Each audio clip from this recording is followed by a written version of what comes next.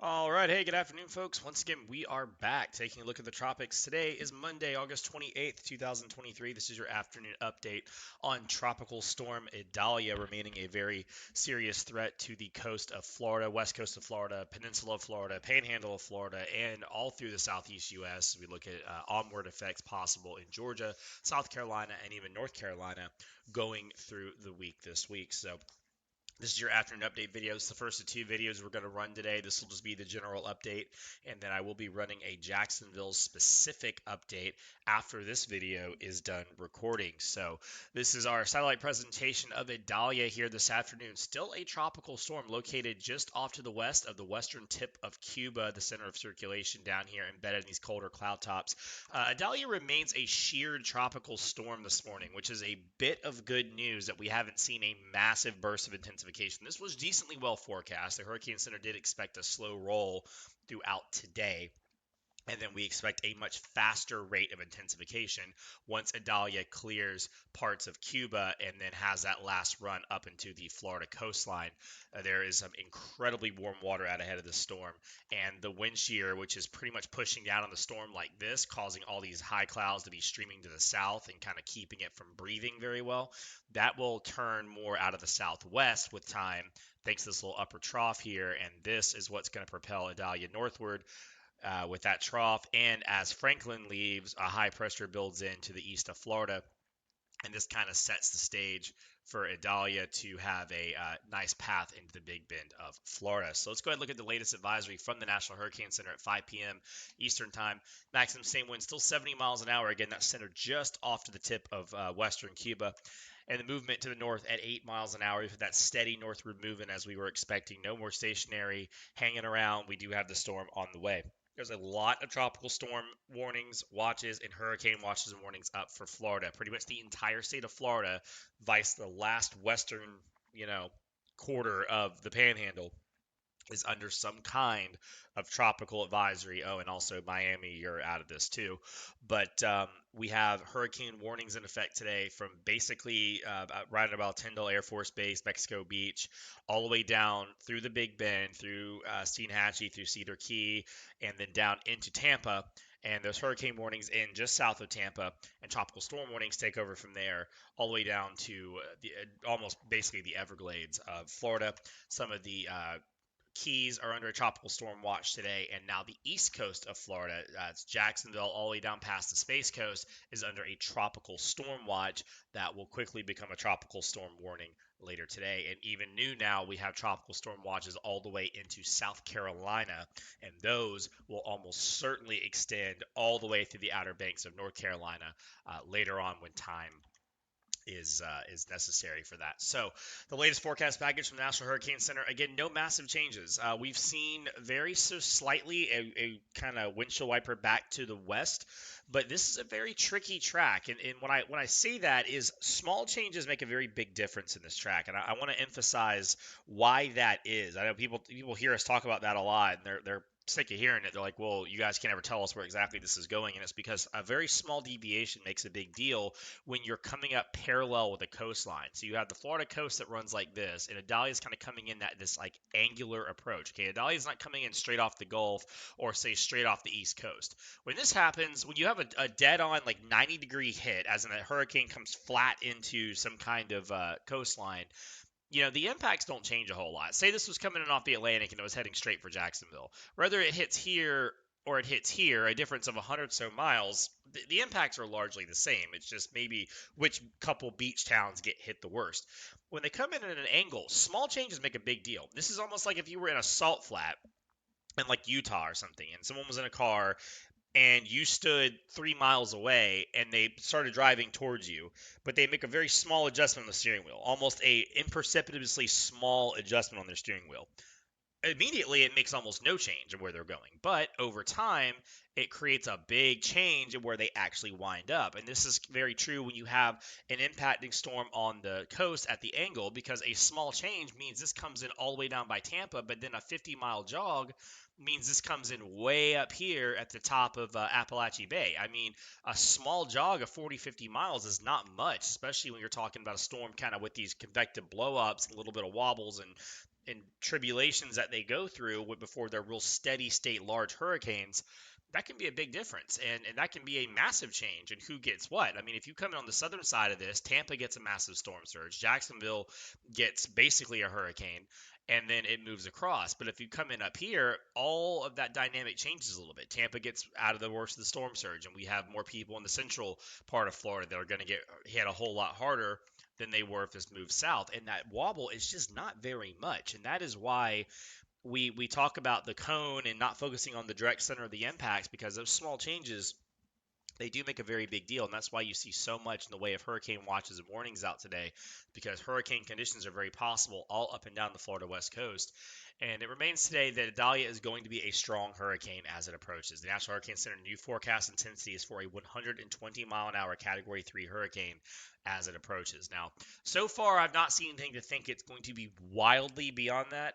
It is the hope that there's just enough shear to keep this sort of tampered down. But I mean, if we're talking tampered down as Category 3 is a win at this point, because the water that Idalia is approaching is incredibly warm. For reference, real quick, Hurricane Franklin off the coast, okay, real quick, Hurricane Franklin is a Category 4 hurricane, beautiful stadium eye, perfect CDO, buzzsaw look, great, beautiful little hurricane, especially because it's not going to bother anyone. That's my favorite type of hurricane.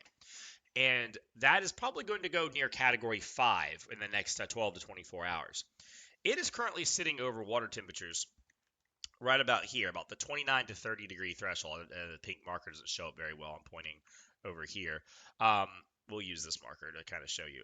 Franklin's somewhere like right here today. Okay, Bermuda's over here. Jacksonville's here. It's about the coast of Jacksonville. It's about over 29 to 30 degree water. That's pretty warm. Idalia is about to hit this patch of water, which is 31 to 32, which is upper 80s. I mean, it's been a massive heat wave in the Gulf of Mexico, and this is how nature redistributes heat in the form of hurricanes. It's not the prettiest way to do it, but it's certainly effective, and that is what the storm is doing.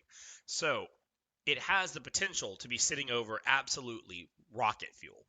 And that's why we want to be very careful with the expectations on the intensity, because yes, there is wind shear. Yes, there's an upper trough in the Gulf that's shearing it. Yes, there's a little bit of dry air off to the west of the storm trying to rotate in. Yes, the storm is still kind of, still trying to get the pot lid off and get going.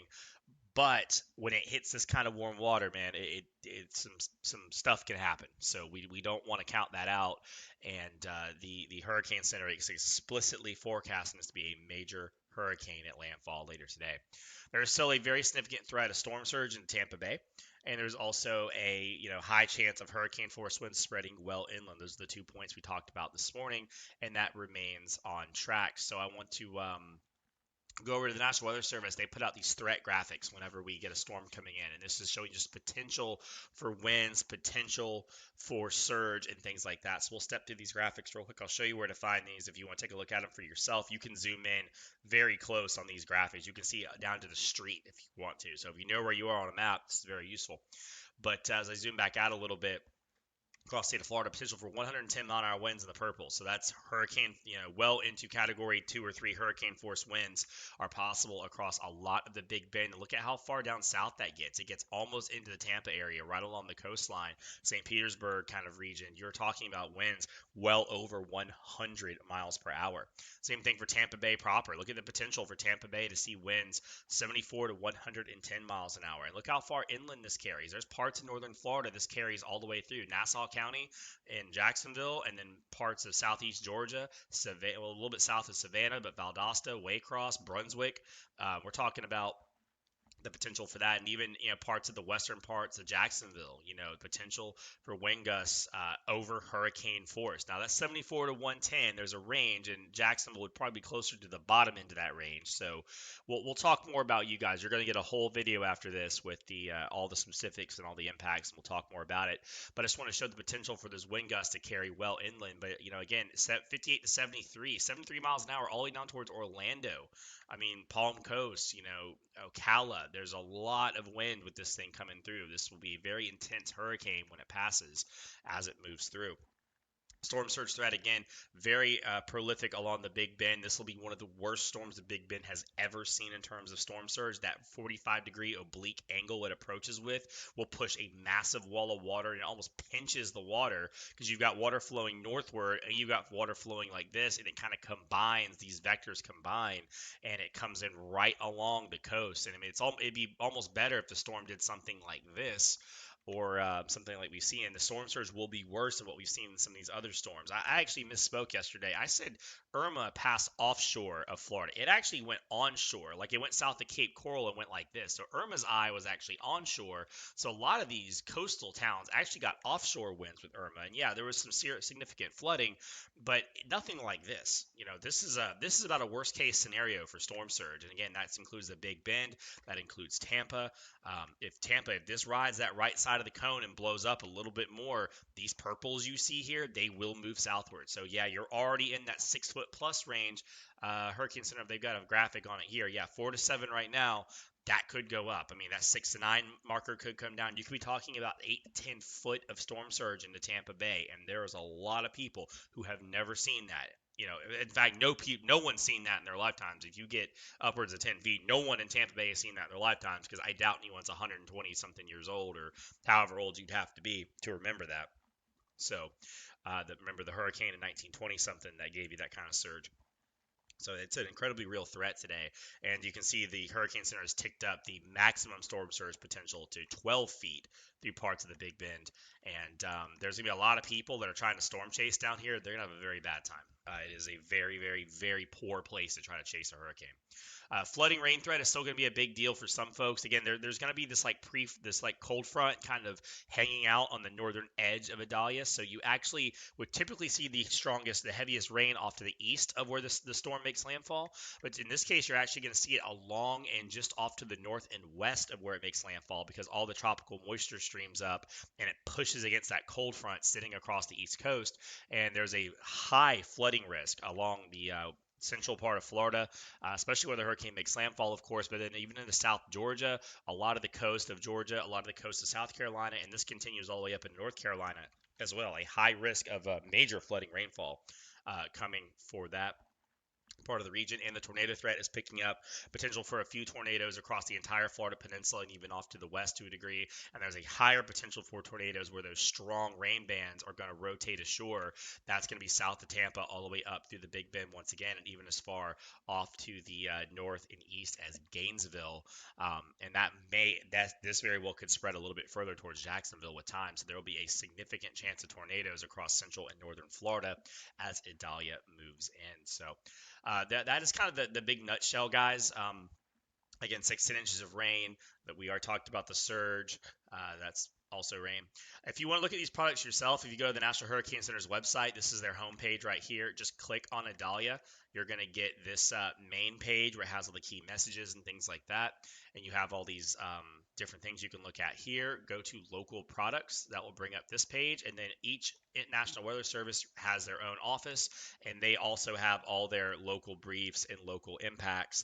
They have PowerPoint slides. They have these kind of graphics I just showed you, so you can get a very detailed, specific forecast for your area, so you can get the latest for your specific area. Because a lot of times you look at the Hurricane Center's cone, it's kind of hard. You're like, well, what if I live right here? What can I expect? And it's like, well, it's easier to go to your local National Weather Service. That will be who handles that in a little bit more detail. So that's what I got for you guys this afternoon. We're going to watch this very carefully tonight. There's still a few flies in the ointment. We're going to see when she begins to intensify and how fast she intensifies, but there's not going to be any giant last minute changes to this forecast track.